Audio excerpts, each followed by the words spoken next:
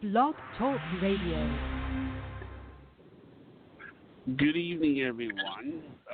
This is me, Jonathan Alexander, and I'm here to host our show, Life After Happiness. Today, I have my co-hosts Kelly and Barbara, and what we're doing is, being it's the September 11th, we're going to remember what happened 18 years ago. Now, I guess we all wanted to talk about where we were then. And I am going to, are you there, Kelly, by the way? Yeah. Hi, everyone. Okay. Hi, Kelly. I'm going to go ahead and, hi. I will start. I'm here, too. Okay, sorry, Barbara. I'm It's sorry, okay. Barbara. I know I'm this sorry. is an Just that emotional you day. said It's before fine. the show, I wanted to make sure that, I'm here. when are you there, Barbara? I'm here. Hi, everybody. Hello, everyone. Okay. I'm sorry. I guess the thing is That's okay. that all day today, I was rehearsing what I was going to say. Because this is not something I want to say the wrong thing. You're saying in the wrong way. I really didn't want to. The people that died obviously need to be remembered, and it needs to be respected. And so I don't always say the right thing, as I'm sure my friends will tell you. Where I was on 9/11 is, to be honest, I was sort of in denial when 9/11 happened. It didn't really hit me until I think it was about a few months later. And then I realized that it was an attack on our soil, and that there were people literally in airplanes that lost their lives. And I think that the reason I was living in denial is that I always believed that I would talk to people, 9/11, I was talking to people, and they said, "Are you watching what's happening?" And then I'm like, what? What are you talking about? The airplanes. And I'm like, airplanes? And then I would, look online, and I'm seeing these pictures of these airplanes. It's not that I wasn't sensitive to it. It's just I always sort of believed that I needed to,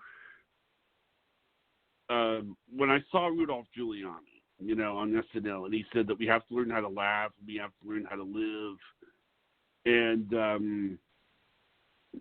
that's what he said. And and I think that's sort of, when he said that, I felt, a lot of times I saw people out for 9/11, and I saw a lot of people on 9/11 not out doing what they normally were doing. Shows were off the air, stations were off the air. People would normally be talking about other stuff. They weren't talking about it. And that's why I really believe that it's important that people be able to live, that they be able to go on. And also what's important is, there is a time to talk about this. And I saw a lot of people not talking about it on 9/11. They just said, we're not going to be on the air.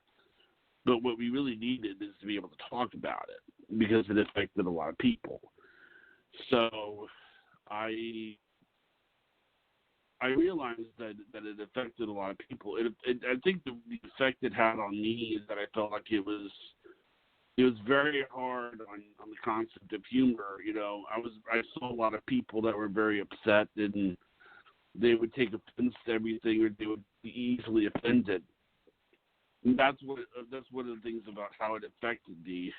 And I do believe that it's important to, that you be able to live, that you be able to survive, and that you be able to talk about how you feel.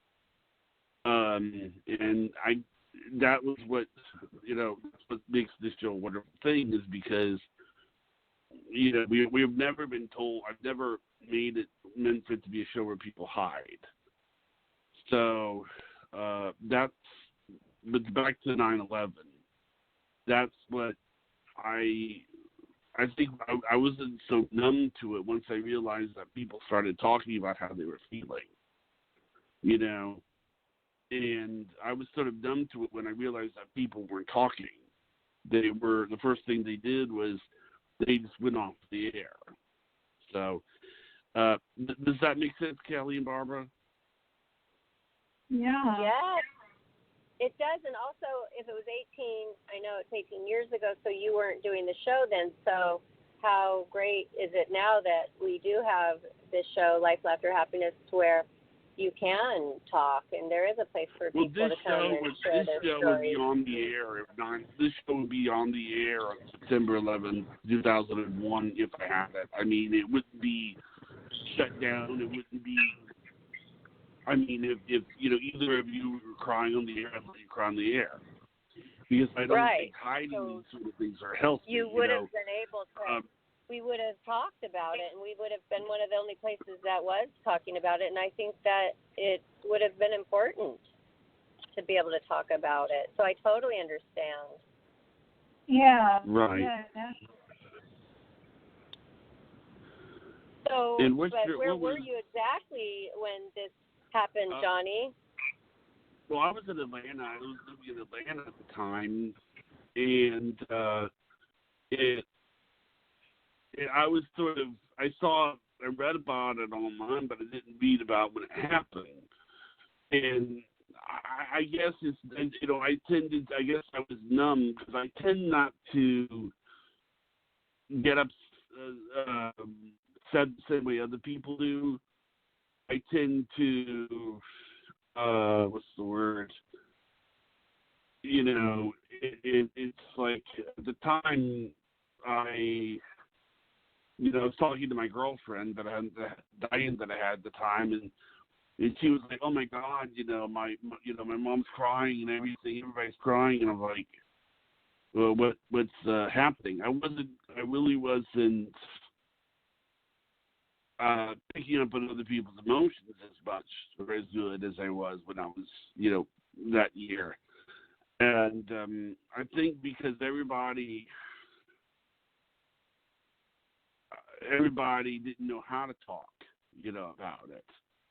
They were just sort of like, I was watching VH1, and VH1 was off the air. I mean, they didn't have VH1. It was just this. It was this place. It was this big. It was this, like VH1 is off the air due to 9/11, and it seems like if something's upsetting, you should be on the air talking about it, not being off the air and hiding. I mean, and that's what I was trying to say. Does that make sense? Yeah. It does, and also I think that sometimes you try to protect yourself, and it's so painful. You were probably in disbelief. A lot of people were probably just, wow, this is just too much, and they were not used to expressing themselves because it was just unbelievable, really, what was going on. So everybody reacted differently, and there was no right or wrong way. I mean, everybody was devastated, but I think that maybe you had a little bit of that, wow, this is unbelievable, maybe, disbelief. Could it have been that? Yeah. Yeah, it might have been this relief that led to me being a little bit numb,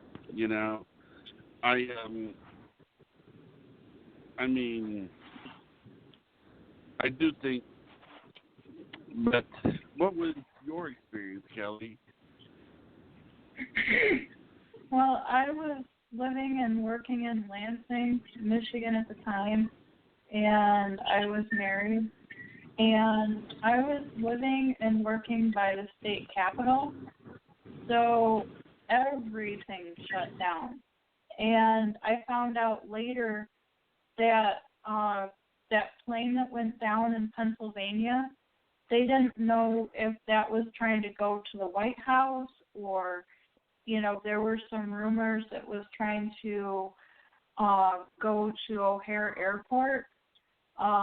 So, everybody was afraid that something was going to happen. I mean, like, literally it could happen anywhere. So, like, everything, like, literally everything shut down.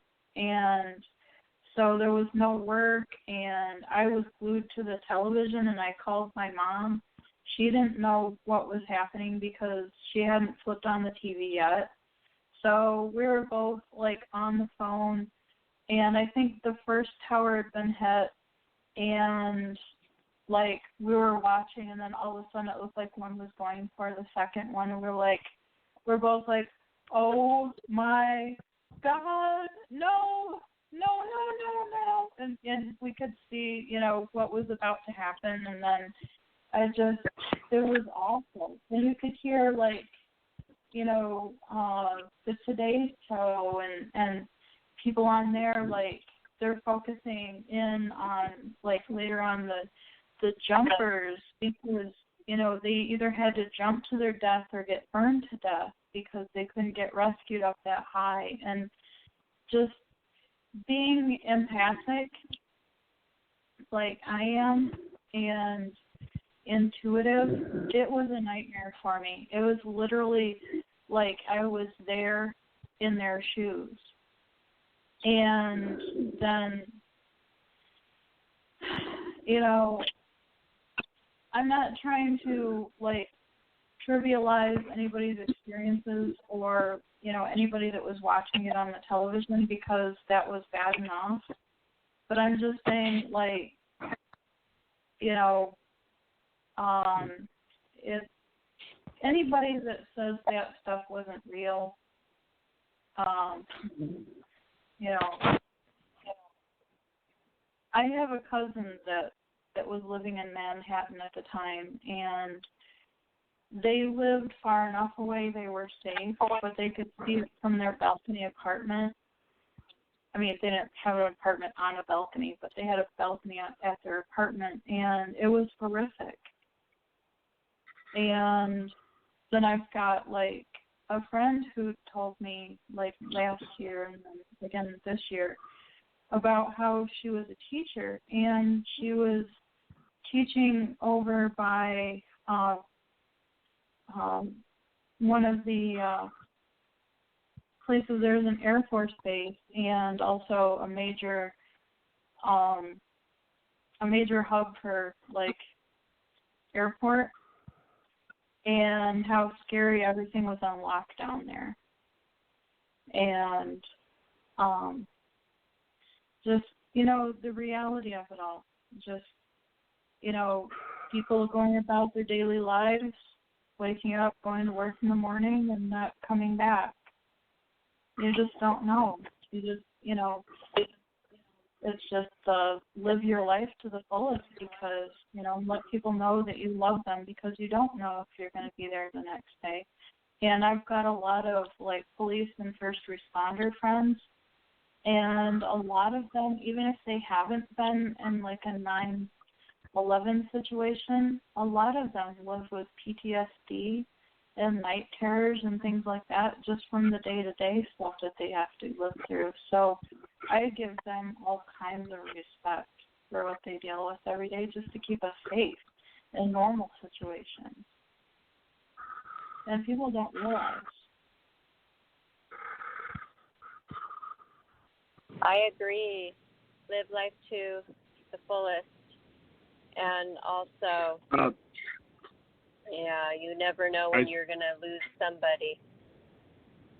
I should add that Karen is on the phone. Are you there, Karen? I am here. Hi, Karen. Now, Hello. How are you? This is a very important subject with you, Karen. Am I right? Yes, it is. Okay. I lost a lot of people on 9/11 in the towers. And, you know, I don't care how everybody jumps up and down and they're going to get even. But I mean, all that needs to just stop. It does not bring back any of the people that were loved and lost and family and friends and everything.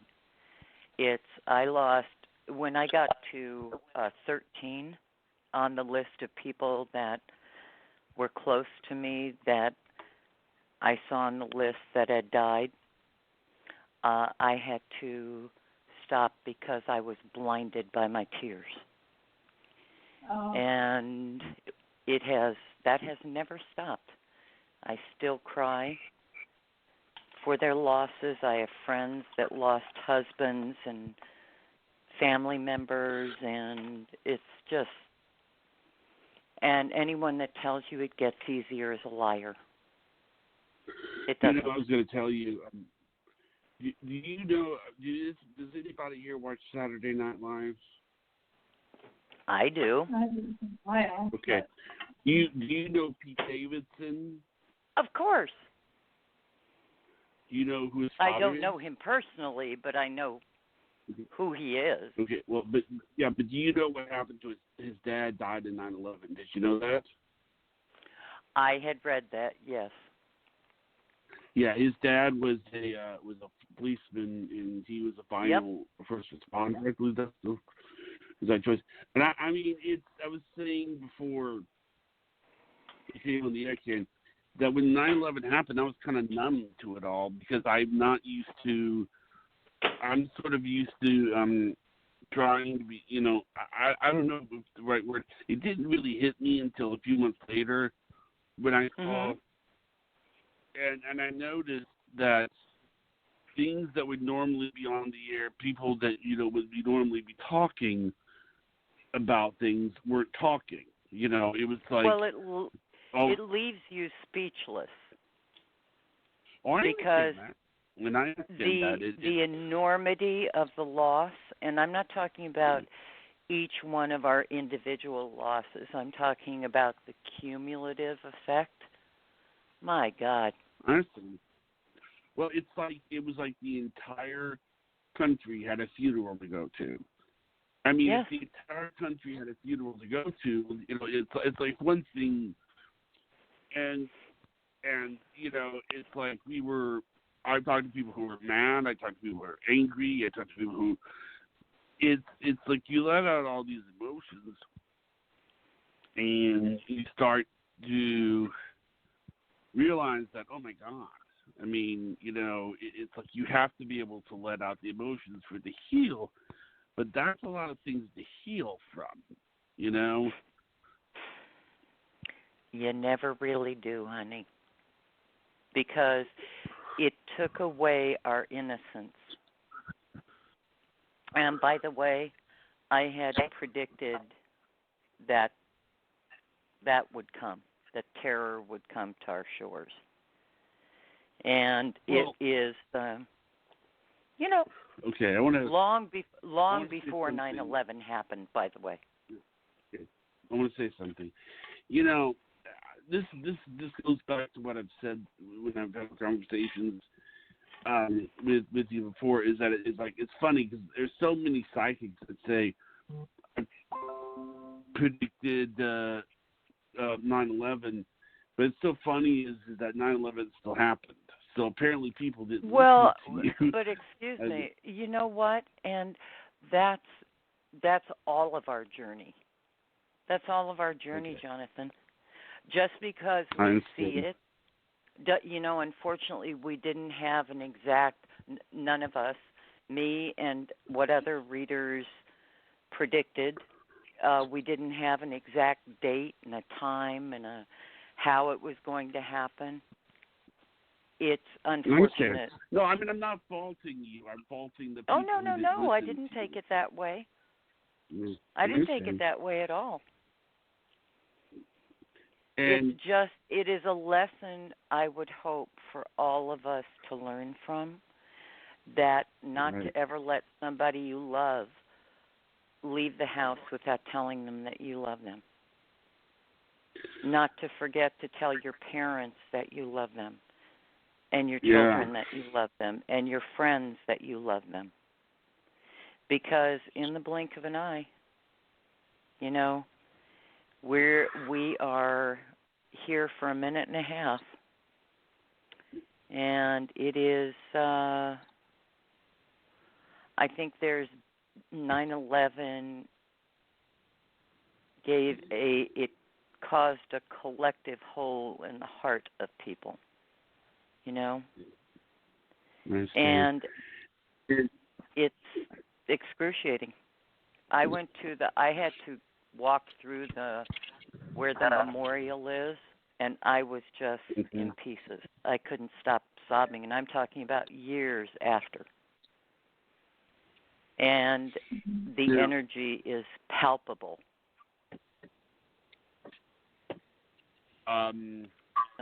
Barbara, you said you have a story yourself. Am I right? Oh, what was that? What? You have a story? Yes. You have a story? I'm sure. Everybody pretty much remembers where they were on 9/11. Oh, absolutely. I agree with you, Karen. I just was in tears today too, watching the news again. Oh my gosh, it doesn't get any easier. And no.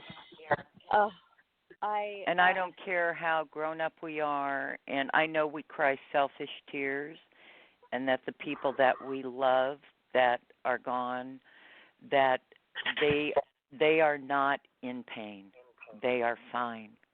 We cry selfish tears for the loss. Mm-hmm. You know? I agree. Because we want to look across the table at them and have a cup of coffee and laugh and do our silly stuff together. You know what and make memories. And it is it brings back all the agony of that day. And not only that, but it's cumulative because everybody in the country shares it. Even if they did not lose somebody personally, they feel the pain in the country. I know, it really cut close to home with me because I was getting ready early in the morning, just listening to the radio, which I would do every morning at that time. And I heard it on the radio first, and I ran to the television and turned on the television right when the second plane tower. Yep. Yes. And you know what I did? I called my dad, who was an American airline pilot, and I said, "Dad, what are you doing? Where are you? What are you doing?" He goes, "Why? I'm just getting ready for work." And I'm like, "Oh, thank God." Lord. I go, "I don't think you're going to work today." And turn on the TV, and right now, my whole body is just. Me too. I have chills from remembering that. I mean, it could have been my dad. I mean, American Airlines. So he came rushing right over to the house because I'm very emotional, like you, Karen. I mean, I was just like sobbing, and I mean, I'm shaking right now. And my dad came rushing over just to be with me, just to sit next to me, and we just watched it all unfold in front of us, and it was just. Yep. I don't know how long it was after that when they had the first airplane to go on LAX, the first outbound flight on LAX tarmac, but it was several days. I can't remember exact amount of days, but it was my dad. My dad was the first one. He was sitting there on the tarmac, ready to take off. He goes, "I was a sitting duck. I felt like I've never felt before, like a sitting duck, not knowing what's going to happen to us." He was the first airplane to go. And I mean, so I still, like, I'm almost crying right now. And I'm like you too, Karen. I had friends who worked there who lost their lives, and a really close girlfriend's husband's brother that he was so close to. So I had to sit with her many days and console that family, and it's just so heart-wrenching. But it is, and I don't care how many years it's been. It is like a moment ago. Yes, that's how I feel. Mhm. Yep, me too. Yes. Me too. And then the first responders, and then all of those people who now have health issues because of breathing all that in, and then whoever all of the responsible people are probably happy about that, which is so very hurtful. So very hurtful. You know what? And unfortunately, that's not what I want to think about. I'd rather remember the people that I care about and love, and I feel for every family that was impacted, because there's it is the ripple effect, you know, and the choices that they made to do that is something that I have no interest in giving them 1 ounce of my energy. And but horrifying.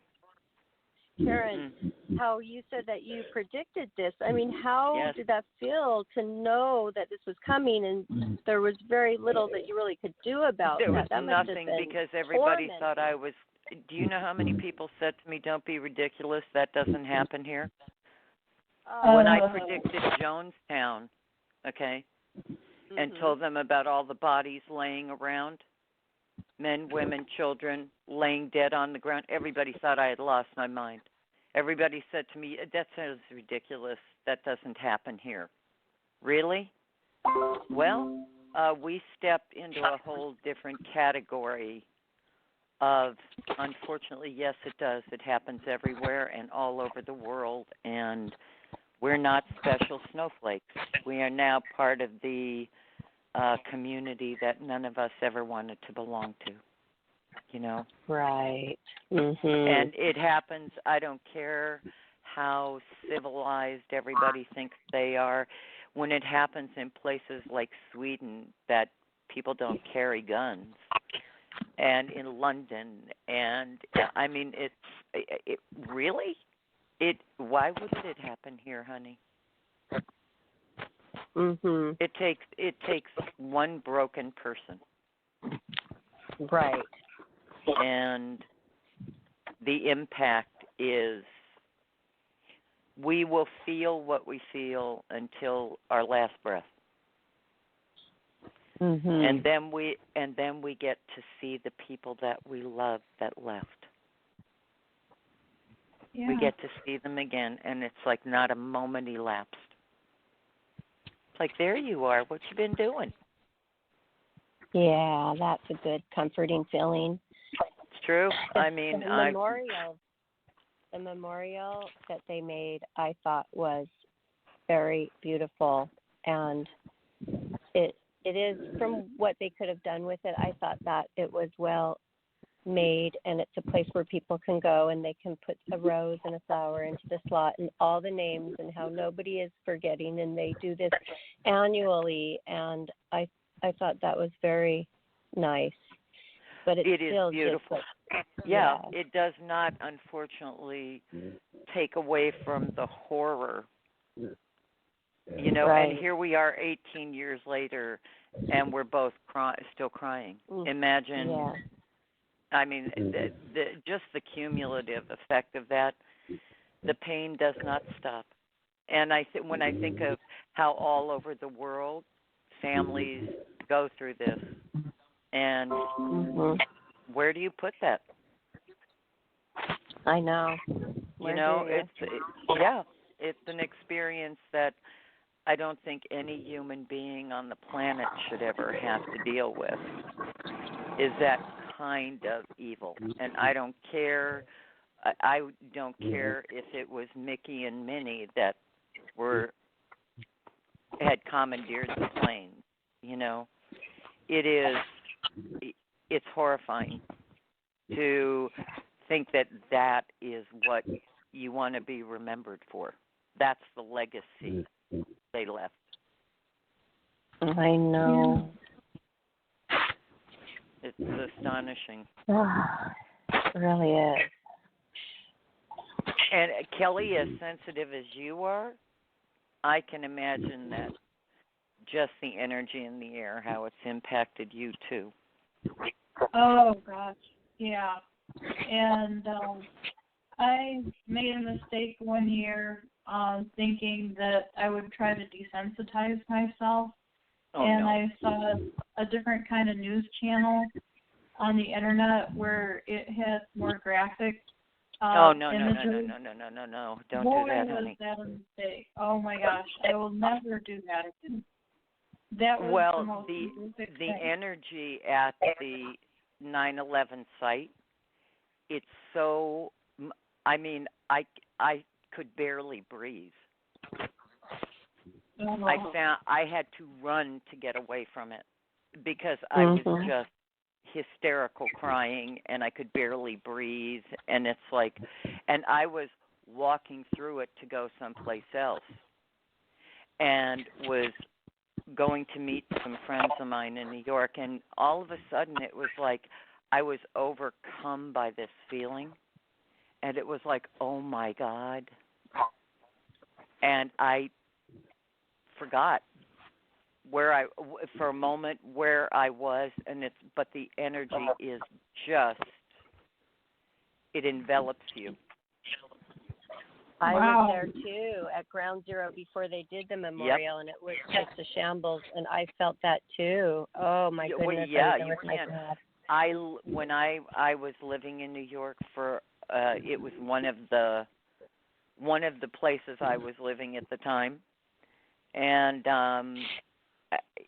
I was in Los Angeles when it actually happened and was going back to New York, and it is something that our brain just simply cannot, you can't comprehend the magnitude of it. And when you see it, like you, Kelly, you did, and Barbara, you and I did, and it's like your brain just kind of goes into a tailspin. That's right. Yeah. Yes. It's, so I pray that some of the families are they ever going to get over it? God forgive me. No. Okay, none of us will. But that they can, when they think of the people that they love that have left, that they think of them in the most beautiful way and call on the memories of the beautiful moments that they made together. Because that was the gift, That's true. And that is and so to learn right. from it, to make sure, we always hear people say never leave angry. Don't go to bed angry. It's like when you love people, tell them you love them. Tell them you care. Don't be shy. Don't let your ego get in the way. Don't second think it and go, gee whiz, I probably shouldn't, It's like, open up. That's right. Because that may be our last chance. Mhm. That's true. Yeah. And I never take anyone for granted, ever. That word assume?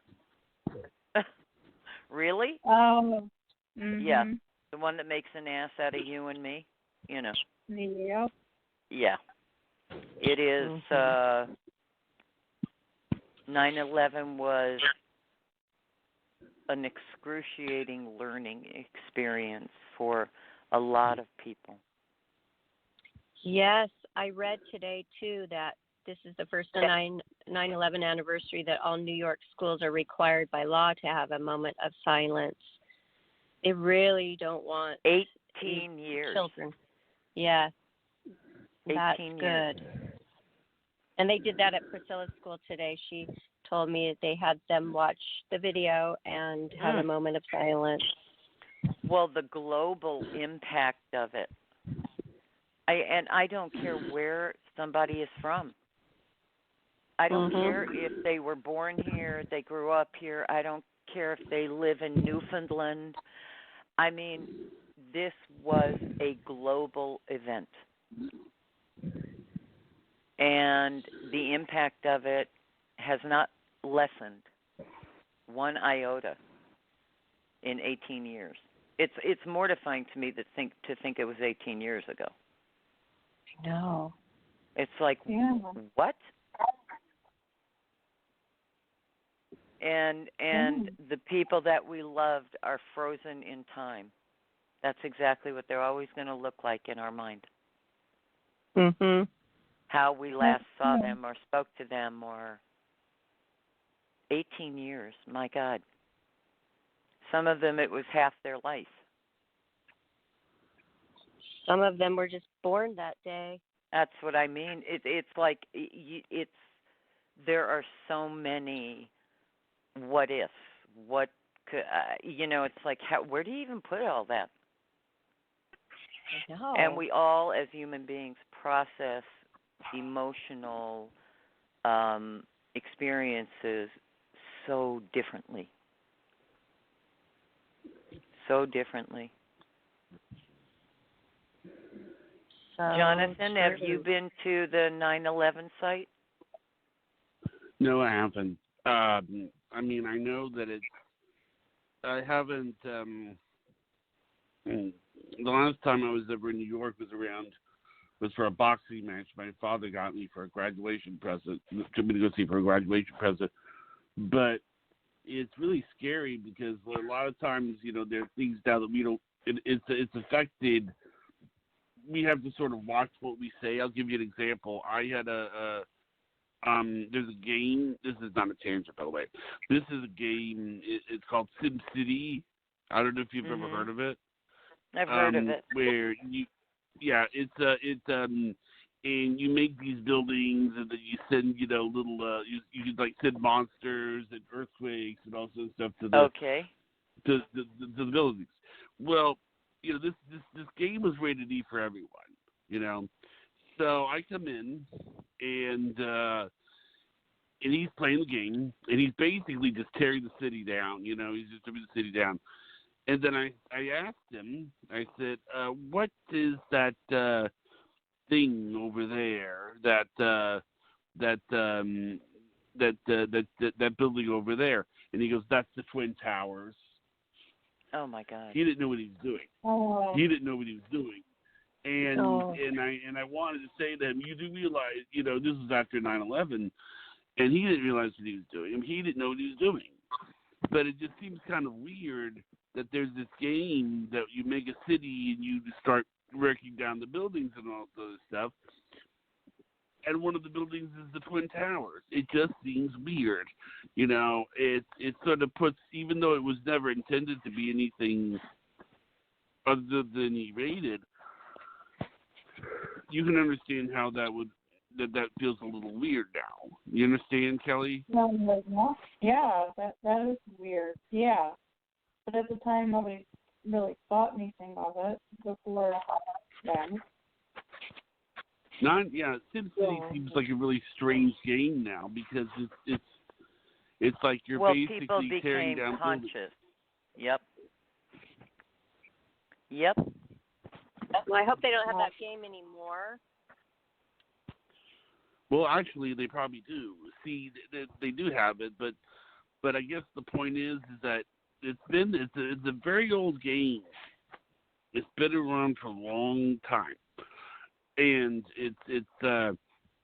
they probably don't have the Twin Towers. But see, the thing is that what they do in the game are things like having meteorites hit buildings and having and you start realizing after you watch 9/11, it's like, do I really want? Is that really a good thing to have kids? Well, I mean, no. why does it? But that's why they're educating all the children in elementary school and all throughout all the years now about it. So there's nothing we could do to stop circulating that game, but I hope they're not manufacturing that game. Even without, that's not a good message at all to send to any children. Yeah, there's a lot of things that I question that are out there. It's kind of interesting if you watch old shows, you're like, whoa, the Twin Towers are in there. And then I have pictures of New York when I lived there, and the Twin Towers are in the photographs. Me too. I was Yep. up in the Twin Towers when I was Of course. 18 visiting New York. Yeah. And you would never be standing up there thinking that would ever happen. Ever. That would in a million never. years. That wouldn't enter my mind that would happen anywhere, Barbara. Mhm. Because that's something that I honestly, and I don't mean to sound like Pollyanna, but I can't even fathom where a thought like that would come from. You know what I mean? It's like, where does Right. that come from? I know. Sickening.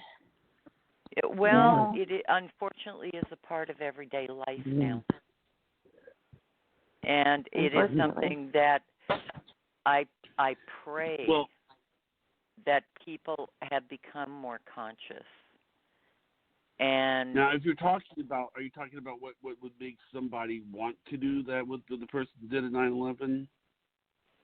well, I'm talking about the generations. I mean, you're talking about almost two generations, new generations. Okay, 18 years. And that they are more conscious and more aware and realize this is a global world. We are not isolated anymore. Everybody's everywhere. And now I will say this. Sorry, go on. I was just going to say, and I'm pretty sure that in all of the places that these horrifying things have occurred, that there is a tiny fraction of people that think any of that is a good idea.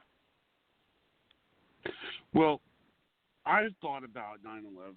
I thought about, I know you don't. I was watching David Letterman a week after the whole thing happened, and he said that if you live to be 1,000, does this city make any sense? I thought about it. This is the only thing I can think of. If anybody, this is the only thing I can think of. Obviously, anybody that knows anything about the United States would not do what those people in the planes did. Of course. I mean, if you wait. understand, I have to say, wait. Okay. Does anybody remember Oklahoma? Yes. I'm sorry. We cannot. Unfortunately, nobody can say that. And in the United States, we are not immune. And that happened long before 9/11. I'm not saying that we are immune. I'm just saying that anybody that understands the United States, I can't understand why somebody would understand what the United States is, understand why we're such a great country, and didn't want to do that. That's what I meant. Well, but you know what? That's why it would be lovely if we could get out of the us them, okay? Because the truth is the United States is built on immigrants. If there were no immigrants, none of us would be here. I thank God every single day for immigration in this country. And every time I hear somebody saying, oh, don't dare let immigrants, and this is just my belief, because my family history, I would never be here. God only knows my father if was I would Cuban. have ever been born. My father was Cuban. Pardon me? My father was Cuban. My father's from Thank Cuba. you. I don't know if I ever told you I that. rest my case. If there was no did immigration, I ever tell you that before? Yeah, I knew that. Yes. Where in the world would we? None of us would have been here. And I don't care what part of the world, Jonathan, they came from. Yes. I have friends from literally all over the world. They are every ethnic background on the planet. They are every religious background on the planet. And there is not a one of them that feels that us, them. It's like I don't even understand what that means. What does that mean? You know? Well, it's sort of funny, my father, the place where he came from, I mean, it's like you were talking about like appreciation for I guess what I'm trying to say is like it's like he grew up. Not to get too much on the subject here, but he grew up in a place with Fidel Castro, and Fidel well, Castro say no more. controlled the press. Yeah. And this is a true story. A hurricane, because Cuba is known for getting a lot of hurricanes, Yes. went towards Cuba, and it moved away. Didn't hit Cuba. Well, Castro controlled the press. This is true, by the way. This is absolutely true.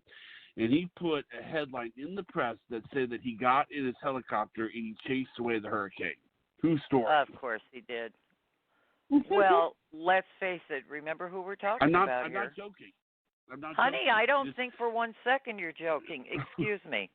Look at what's going on just about everywhere now.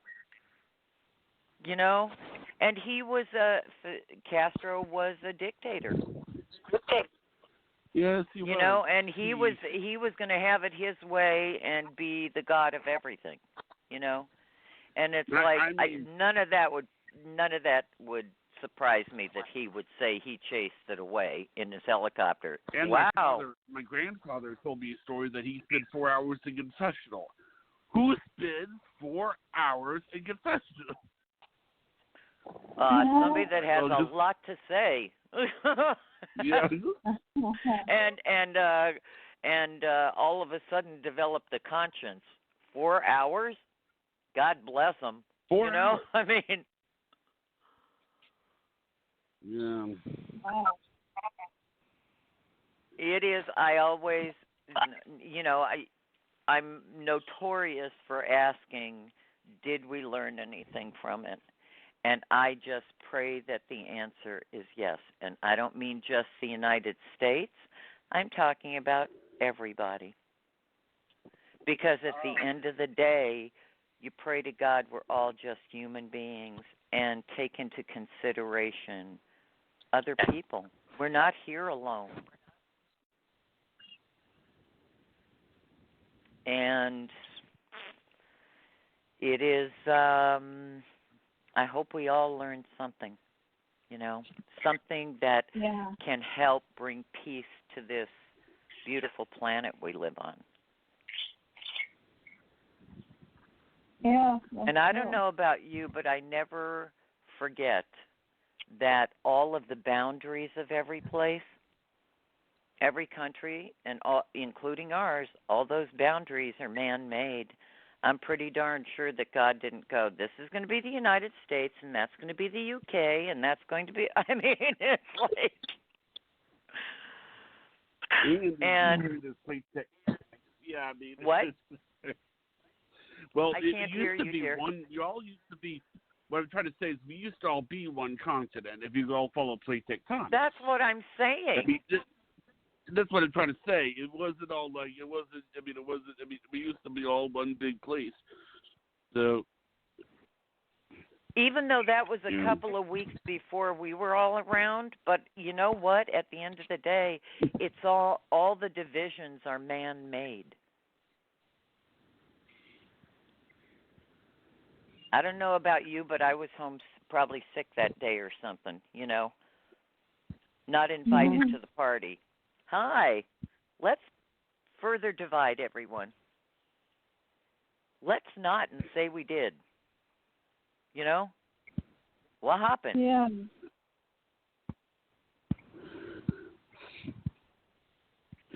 People forget that it's very interesting, and I know I've told you guys this, that you know, I am so grateful that I got to live in all these different countries and all these different cultures all over the world. And that the most amazing thing that I learned from all of that is that we all want exactly the same thing, no matter what form it takes, what shape. I don't care if you have money or you don't have money. People want the same things all over the world. And it does, all those things don't have a They don't care what color your skin is. They don't care how you pray. And by the way, I've said this to you guys before, I've always this is just my belief that there's only one God, and all the churches, I'm pretty sure that God didn't build those churches. I'm pretty sure that it was hardworking men that actually constructed all the churches and synagogues and temples and everything. And because God's laws never change. I don't care what religion you are. And it's man's interpretation of those. And that to me is the most heartbreaking part. It's like, wow. I don't know about you, but I didn't grow up with these special snowflake beliefs that you have to only pray like I pray. It's like, what does that have to do with anything?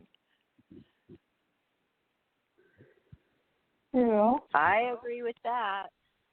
Well, I look at it and I think to myself, why does that become the definition or the absolute, it's my way or the highway? That's ridiculous. None of us are evolved enough to do that. Only God can do that. And I don't, you guys all know me. I don't care how people pray. I don't care what religion they are. I don't care where they're from. I don't care what their tan is. I don't care if they're a purple unicorn. It's intention and what's in their heart and their mind. And the rest of it, does it matter?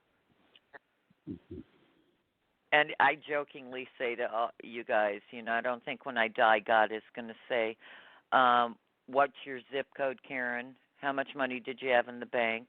What kind of car did you drive? And what's the label in that T-shirt? I don't think God's going to care about any of that.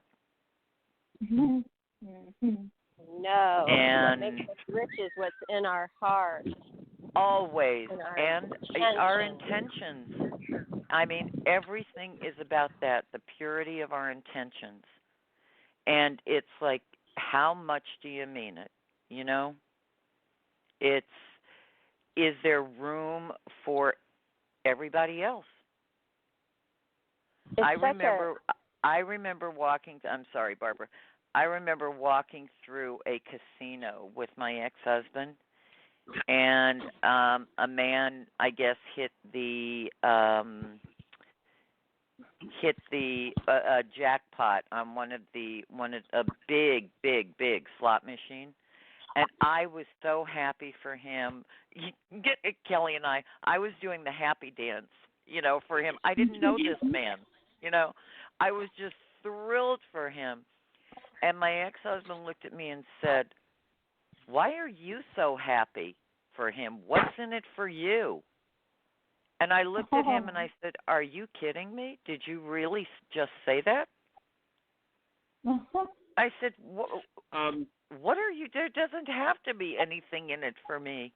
How wonderful when something out of the dear blue happens for another human being. Exactly. I want to say something. We have a caller. Oh, good. Lori. Cool. Lori's there. Are you there, Lori? Is this our Lori? Yes, Karen. Hello, sweetheart. How are you? Good, good. I was listening to you guys online, and everybody remembers the Kennedy assassination, and everybody remembers where they were at, as well as everybody remembers September 11th and where we were at and what we were doing. Yep. And all the tears. Where were you at 9/11, Lori? I was in a hotel. My husband and I were traveling for his career. We had just come back to Florida, and September the 9th, he got a job in New Mexico. So we were traveling. We were in Albuquerque, and just like you, Karen, whenever I heard the television announcement, I looked at my husband. I was sick. I was sick for 3 days, sick to my stomach, and I go, something bad's going to happen, honey. I don't know Yep. what's going on there. Something bad's going to happen. And Yep. he looked at me and he goes, are you going through your witchy stuff again? I go, I don't know. I No. you know, yeah. And then when it happened, long before that ever happened, mm-hmm. I said terror will come to our shores. Wow. In a way that will never be forgotten. And everybody thought I was a lunatic. Because the U.S., unfortunately, has had to learn that we are only human. And some of us more so than others and some less, you know. Their ego is driving the bus, you know. And they think that we're untouchable. And that is the most insanely stupid thing imaginable. It's like, are you kidding me? We're built for obsolescence, and God willing that we will all learn something from every nightmare thing, something positive from every nightmare that has happened before and after 9/11. So I think, God willing, we all learn how to be kinder to each other and stop that us-them thing, you know, because we live in the U.S., what makes us special snowflakes? Really? I don't even think it's that. I think that the country is so big, from me having traveled, I think that our country is so big that we just get polarized in our little part of the world. Because some people. Yeah, well, I was one of those people. Honestly, before I traveled overseas, I was one of those people that my whole little world was nothing but Texas and you know, the nearby places. And I didn't really get an education in life until after I moved overseas. Oh, absolutely, honey. And that was humbling. Absolutely. And I thought, you know what? I was blissfully unaware for many years. And when that's gone forever. Yes. And it's just because you realize so how alike we all are and how much that we all want the same things, no matter what form it takes. Mm-hmm. Very true. So, Very yep, true. that is our education. Is learning, traveling. I've said to people, get a passport. Mm-hmm. Go see the world. Get more than 5 or 10 miles out of your comfort zone where you live and find an airport and travel. Mm-hmm. And go to places that with very different cultures than yours and learn how alike we all are as human beings. That, and also, I would actually venture to say that I think, from having been a ESL teacher overseas, that I would like to see a program in the U.S. to where part of the graduation requirement is spending a month overseas in a foreign country, in a foreign brilliant education idea. program. Yeah, and have a family exchange, because I want to tell you, I not only got humble, but I got, you know, I couldn't hail a taxi. I couldn't speak the language. I couldn't apply for a job. I couldn't speak the language. And you know, all these really benevolent people, exactly what you said, Karen, reached out to me and did things for me. I was almost like a child, and they were doing things unprompted, unasked, and really kind, really kind. And by the way, Lori, you and I had similar experiences. I've lived all over the world in countries that I never spoke a word of the language. When God was handing any of the languages, when God was handing out the ability to learn a second language, he said, Karen, get behind the door. You're never going to need that. And I never had any problem, because it was I think when you are open to learning, that people understand that no matter how it is expressed, it's the purity of intention. Mhm. And it goes back to what we were talking about earlier. And it's what we carry in our hearts. It's like, how much do you really mean it? Mhm. And instead of, and you're right, if people could just travel and go to places to see, it is the greatest education. Yeah. It changes I can go to school your until I start world. traveling. Exactly. Yeah.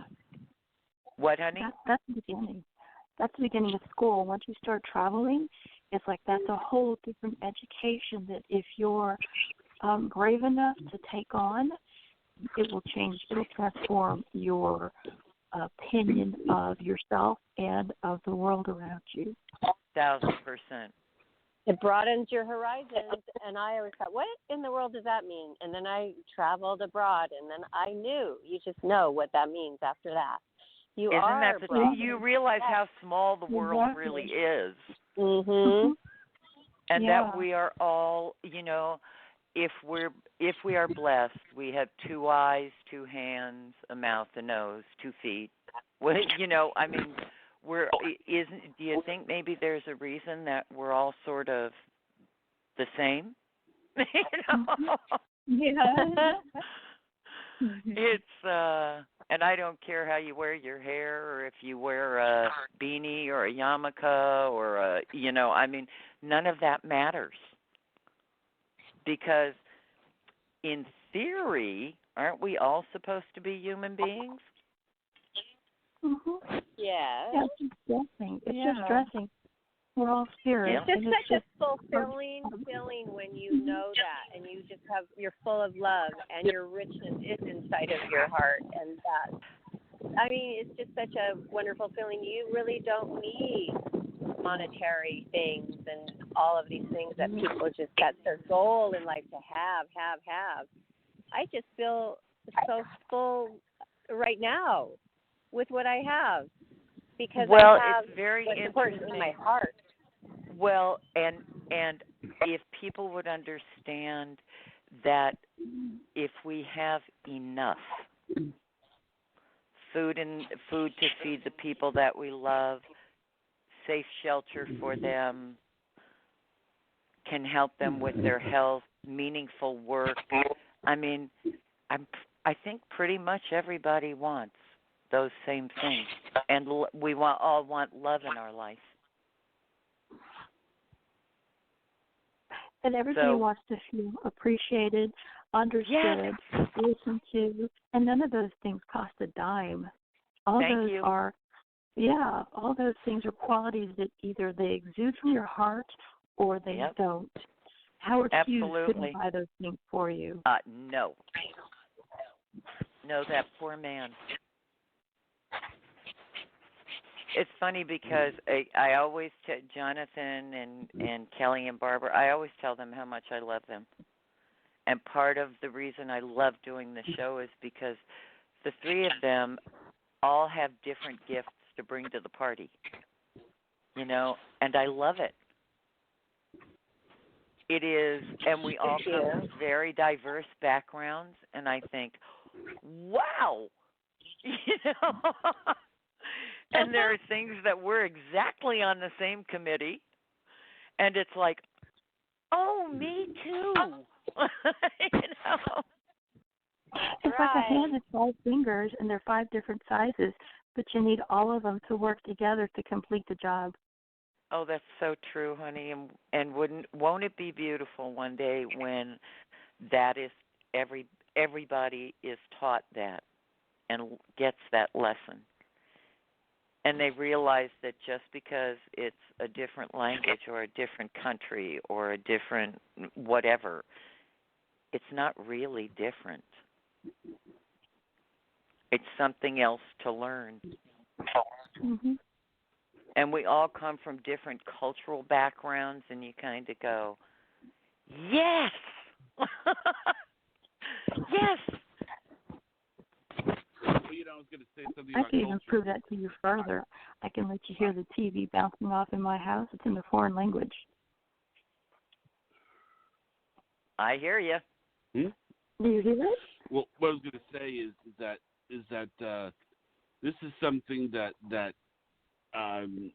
in our family we called my paternal grandparents Ita and Ito. And I know that that's not something that anybody here on this phone call does, but just so you know, that's a Cuban term of endearment for grandfather and grandma and grandmother. That's so sweet. So it's What is it? yeah. So it's a Ita and Ito. Ita means grandmother and Ito means grandfather. So what we used to call them, we would call when they were alive, we would call them, Ita and Ito. Now the point I'm trying to get at is that I know that you're not doing that. I know that Barbara doesn't do that, and the school girl does that. But that's a Cuban tradition. That's a Cuban term of endearment. That's so, So it means- sweet. But I that's love that. cultural. Yes. Okay? That is And sweet. that goes back to what I was saying before about we all come from these incredibly interesting different backgrounds. Yeah. Our cultural histories. I don't mean you and I. I'm talking about why we are the way we are and what made us this way. All the different pieces. There is no, I'm sorry, I don't know about you, but everybody I know has these amazing backgrounds. Mm-hmm. And You know what? it, You used to. Oh, go ahead. no, that's what I was saying. Oh, okay. That's so cute that Johnny said that. I have something too. We would always say we'd grow up saying Gesundheit when somebody would sneeze, and then Gesundheit, when I sure. grew up, yeah, and then I said it to Elke. Our Elke, our German, Norwegian friend, my Playboy playmate friend, Mhm. and I said it to her when she sneezed, and she's like, "How did you know that? How do you know that?" I'm like, That's "Oh, so funny. what do you mean? I didn't even really know what." It just is such a natural thing for me to say. And I go, my grandma used to always say that. Our whole family says that when people sneeze. And I'm going to start saying it again because that's how I grew up. She's like, oh, that's what we say. And that's funny So, because I yeah. grew up hearing Sigizant, Oh, which is the same when someone sneezed. oh, wow. that's so cute. Do you still say Is that? It's funny because I haven't for a long time, but I will probably just start doing that again because it reminds me of my mother and my grandparents, and it's like, wow, Mhm. I want to Yep. say mine too again. I'm going to say mine again love too it. because I started then changing it to bless you, but why not say Gesundheit? Yep. Oh, I used Yep. to say Gesundheit too because they used to say it sometimes. That's Cute. so funny. Yeah, I'm hooked on a show called Know Your Roots with Henry Gates Jr. It's on PBS. Oh, cool. Oh, And boy. it's wonderful. I don't know if this. Let me tell you something. I want to talk Find about your a particular roots. show. I don't know if you know. Did I'll have you to watch know that Bernie Sanders and Larry David are related? Yes, No. they're on that show. Oh. Yes. It's So like so second cousins. fascinating. Yeah. It's fascinating. And when people find out what their real familial history is, it's really amazing. I mean, I'm going to have to tune into that. oh, it's so Yeah. interesting. It's called I think it's called Find Your Roots, isn't it, Jonathan? You'll find yours. Yeah, with Henry Gates Jr. and it is just wonderful. And he is the perfect host for that show. Oh, Why is wow. I that? love Larry On David. PBS. Hilarious. It's wonderful. Okay. I'm going to tune into that.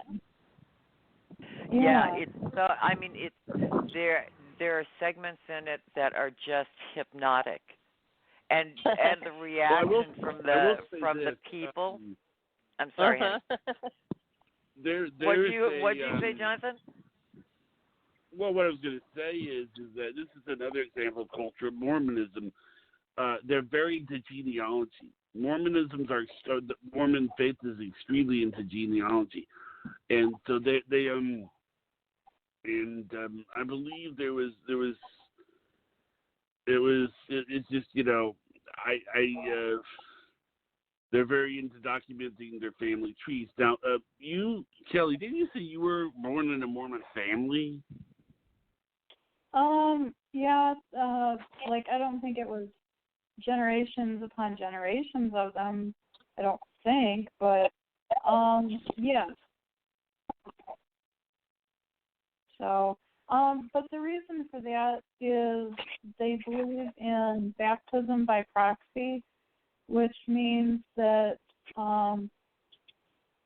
they aren't going to baptize dead people against their will.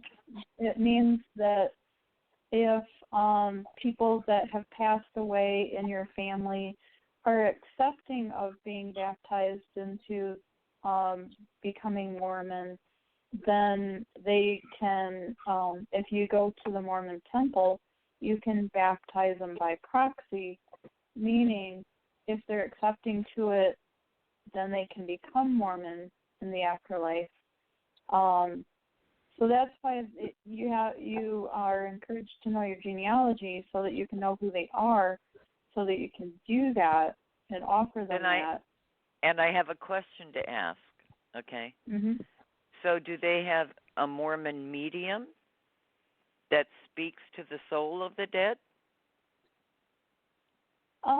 No, basically. That's a good question. Well, it's like question. how, I try not to speak for other people and say, well, so-and-so believes. It's like we all have our own kooky belief systems, okay?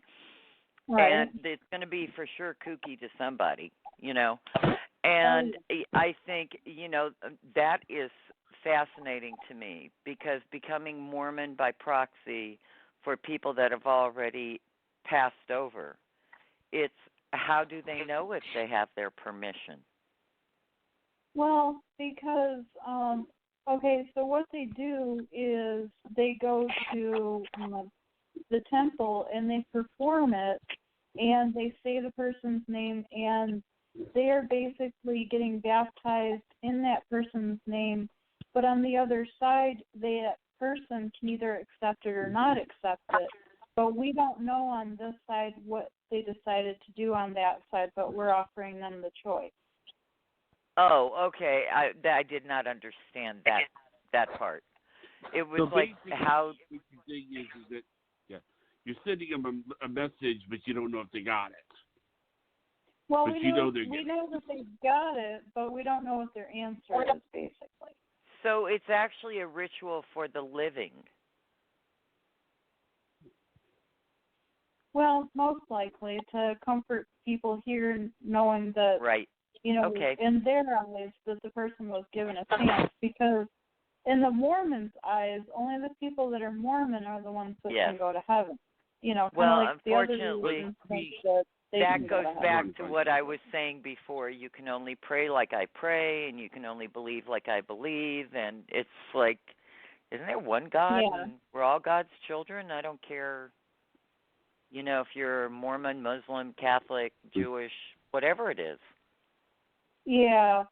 Basically, there are things that I don't necessarily agree with on, that front, so I don't go anymore.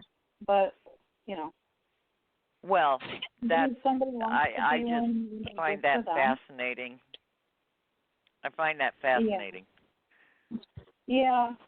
I mean, if somebody wants to be Mormon, and they believe, in things, good for them. I wish them the best.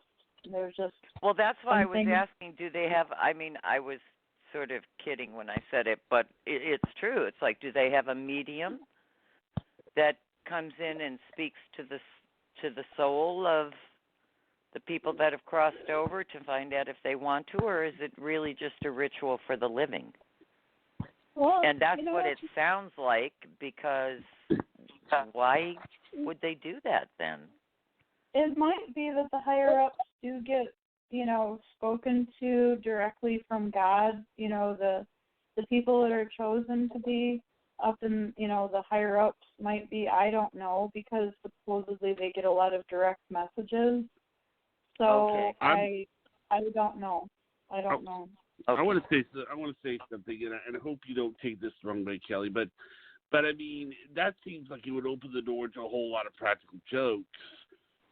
I mean, like for instance, you could say, okay, all right, we don't know if he's responded or not, but I mean, we might get a sign, and then you could have like a bunch of kids, practical jokes saying, screaming from off in the distance somewhere.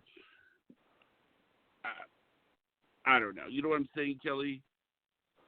Yeah, they take it very seriously, so I was just doubt going to they say do. it feels like it's a very serious ritual. Yeah, That doesn't you have mean to that be there are people that very want to sure joke around to about really it. even go in there. Well, yeah, but I have a feeling they're a small part of that audience, Jonathan. Yeah, you have to be very pure to be able to go into that temple, and in the time that I was there, I had not made it there yet. So Wow. yeah. So yeah, I wasn't there yet. So yeah, that they do have very high standards. Well, and they're their standards. And those are man-made. Yeah. Brigham Young. We know. Well, And I don't care yeah. what religion it is here that we know.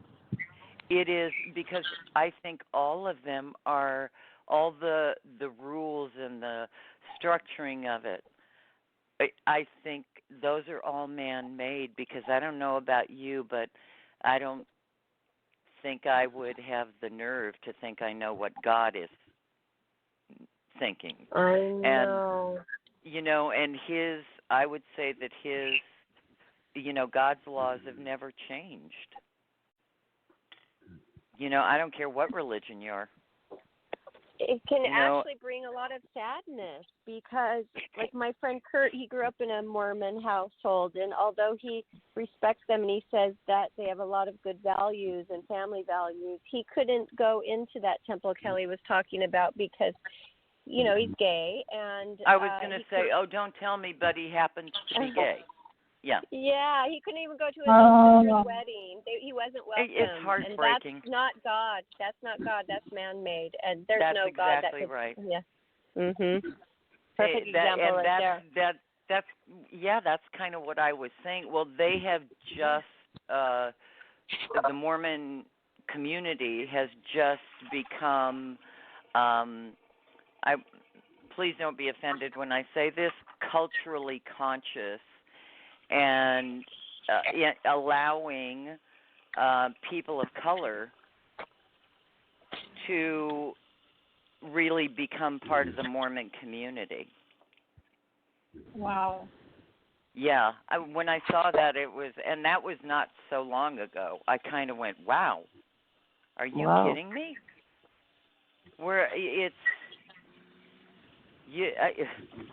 Why in the world would that be an issue?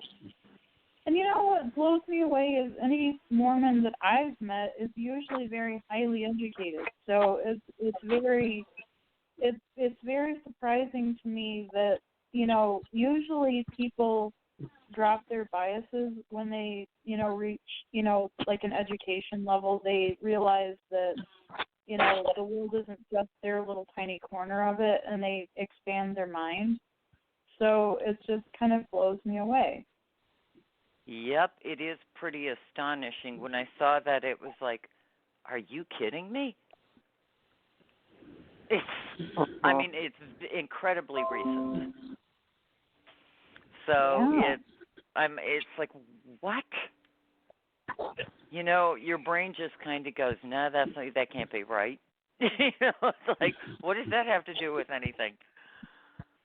And I'm sorry, I've always thought that we should stay out of people's bedrooms and because somebody happens to be born gay, or they're born with a different tan or from a different cultural background, what does that have to do with their relationship with God? And they can't go in the temple? It's like, what? Mhm. So Yeah, I don't care, and I don't care what religion it is. You know, that they're not allowed to have a relationship with God because, what is there, a checklist? If you're gay, if you're black, if you're Pekingese, if you're a purple unicorn, you know, I mean, what does that have to do with anything? Well, I think most religions are like that, unfortunately. Honey, I don't know, but that saddens my heart. Well, it does mine too.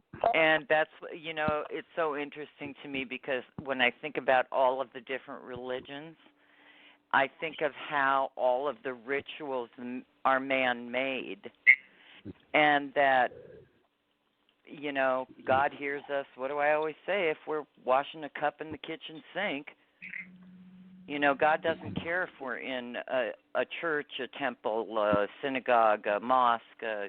None of that means anything. I mean, I'm pretty sure God was not writing down the rule book, okay, and the Ten Commandments at a fancy desk in a church. You know, just a thought, not to assume anything. You know, but it's like to think about that. You know, it's I'm pretty sure. What do you think? Yeah, that's true. Yeah, it's bizarre. It's like people don't understand something, so they have to try to label it and contain it, and yeah, it's kind of strange. I've always called that the isolate and dominate syndrome. You know, it's like, no, you cannot associate with fill in the blank. Really? And why would that be? Are they good in their heart and their head? Are their intentions clean? What's the problem? Yeah, people are weird. No, Lori said it really well. That people should travel and find out how alike we really are. And it is, I mean, I've always said that I think the two things, ignorance and greed, are the number one killers. You know, it's like open up your world and see what it's really like, you know? It's like, wow. All righty then.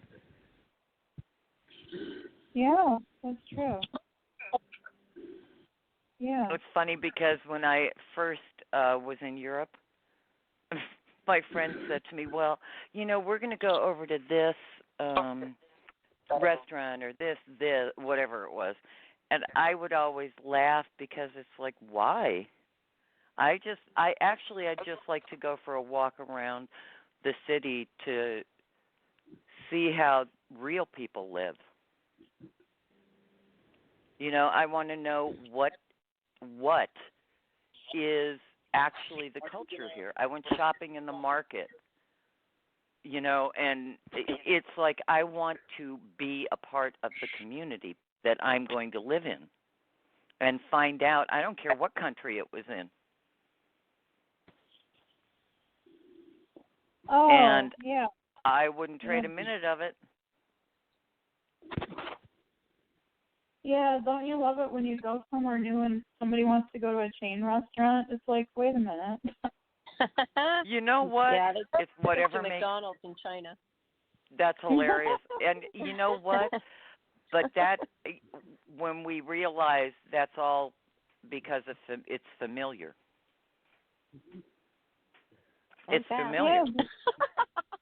And that's the reason. Traveling, It's like, oh my God, I know. Mm-hmm. Well, see, was they never saw me in a McDonald's when I was living.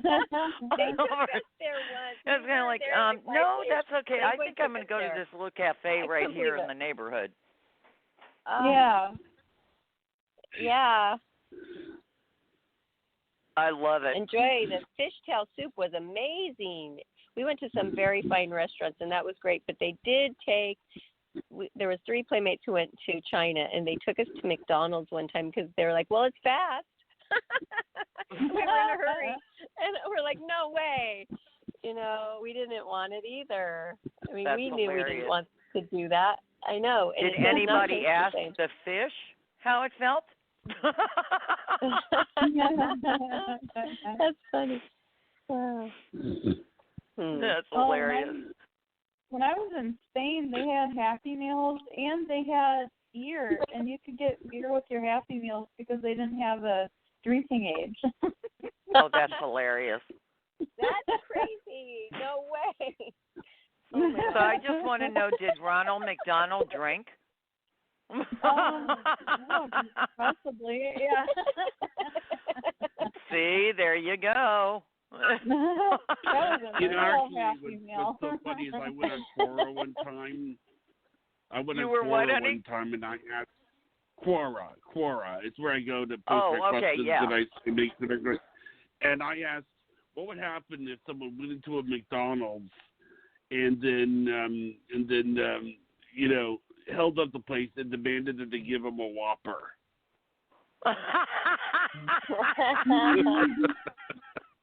That's funny. No, and he doesn't let anybody out until they give him a Whopper. You know. Boy, you hate when that happens. That's what we call blackmail. I mean, and I wow, and they demand it their way. Yeah. Good one, Kelly. Good one. The same thing with Burger King, or somebody do the same thing with Burger King, only it's a Big Mac. That was another one that I came up with. I mean, it was just, they don't let anybody out until he gets it, you know. And I mean, this is great. This is a McDonald's. I don't care. That's very funny. But that is about as crazy as people are. Yeah. Yeah. Now, we're not responsible if that happens somewhere tomorrow or the next week or, yeah. No. You didn't hear, yeah. It wasn't a suggestion, people, you know. Yeah, exactly. You never know these days. There are people out there. Very funny. Yep. You can dress us up, but you can't take us anywhere.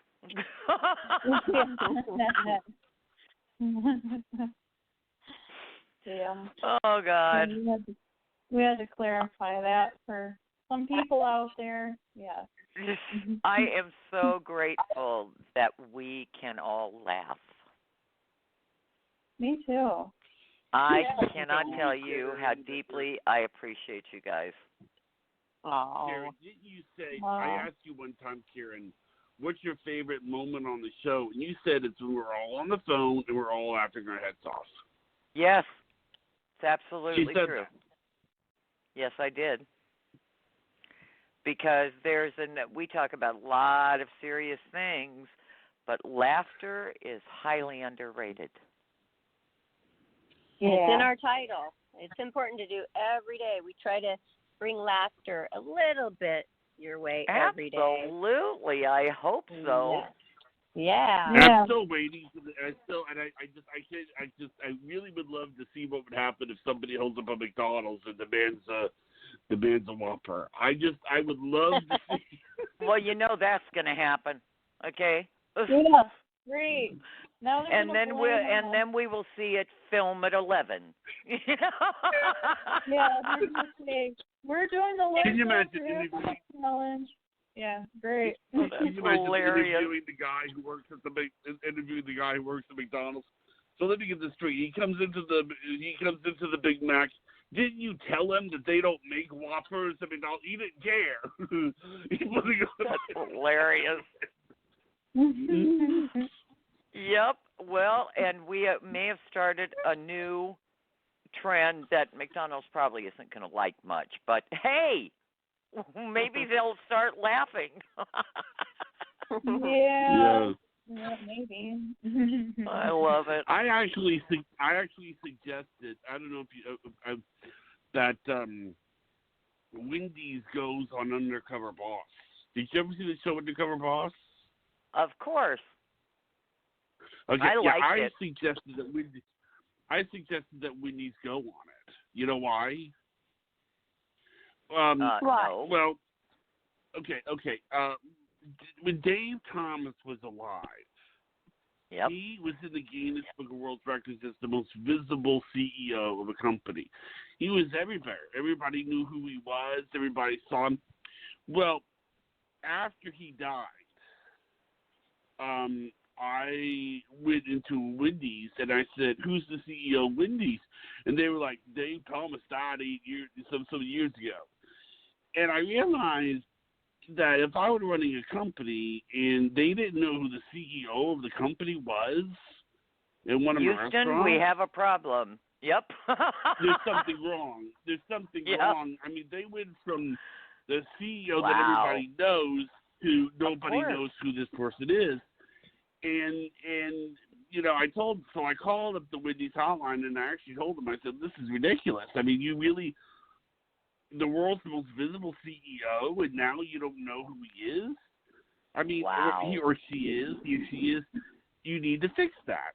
So I was telling them that Wendy's should go in Undercover Boss because, you know, and so let's hope they And I think they take this should up look on the. for a new CEO, clearly. Well, I do know this though. I'm joking. That they have shown Wendy Thomas, the girl that was named after, you know, the web restaurant was named after. But, you know, I don't know if Wendy Thomas is the CEO. I mean, you know. Well, and you know what? That is another mysterious question in the universe. Yeah. Well, I hope listen, it's the biggest mystery any of us ever have to deal with. Yeah. Listen, we're out of time, but thank you, Karen, and thank you, Kelly, and thank you, Barbara, for coming on. Talking about something very serious. I hope I handle myself okay. Honey, you were fine, and I'm so grateful that Lori called also, because she is a doll. Yeah. Thank you, Lori. That was great. Yeah, thank you. Yeah. Thank you, everyone. Okay, well, thanks, everybody, and I love you guys. Love you Love guys everybody. too. Thanks, Hashtag everybody. never Goodbye, forget. everyone. Hashtag never forget. Yep. Yeah. Yeah. Thank Good night, you guys. Everyone.